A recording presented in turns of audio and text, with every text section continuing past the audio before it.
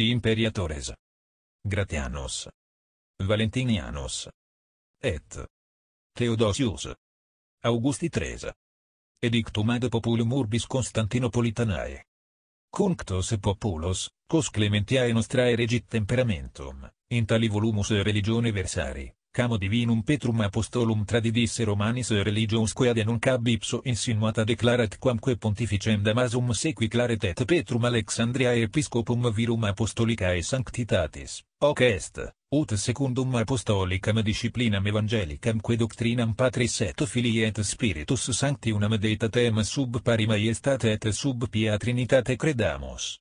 Anclegem sequentes Christianorum Catholicorum nomen iubemus amplecte, relicos vero dementes vesanos quae iudicantes aeretici dogmatis infamiam sustinere nec conciliabula eorum ecclesiarum nomen accipere, divina primum vindicta, post etiam motus nostri, quem ex caelesti arbitro sumpserimus, ultione plectendos. Datum ante diem tertium calendarium Martiae Thessalonicae Gratiano Augusto V et Theodosio Augusto I consultibus. Αυτοκρατόρες Γρατιάνος, Βαλεντινιάνος και Θεοδοσίος Αυγουστή. Εδίκτο προς τον Λάμδα Αλφα Ομικρον Τάφητας ανά Κωνσταντινούπολης. Είναι επιθυμία μας ότι όλα τα διάφορα έθνη, τα οποία υπόκεινται στην επιοίκεια και μετριοπάθεια μας, θα πρέπει να συνεχίσουν να πρεσβεύουν ότι η θρησκεία που παραδόθηκε στους Ρωμαίους από τον Θείο Απόστολο Πέτρο, όπως έχει διατηρηθεί από την Θεία Παράδοση, και η οποία τώρα ομολογείται από τον Ποντίφικα Δάμασο και τον Πέτρο, επίσκοπο της Αλεξάνδρειας, ενός ανθρώπου αποστολικής αγιότητας.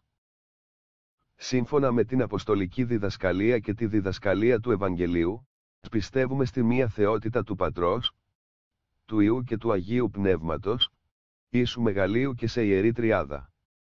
Θα επιτρέψουμε στους τηρητές αυτού του νόμου να φέρουν τον τίτλο του καθολικού χριστιανού.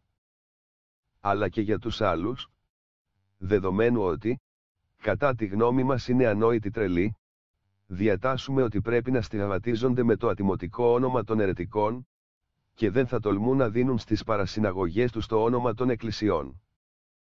Θα υποφέρουν καταρχήν τη τιμωρία της Θείας Καταδίκης και κατόπιν τη τιμωρία της εξουσίας μας, την οποία θα επιβάλλουμε σύμφωνα με τη θέληση του ουρανού.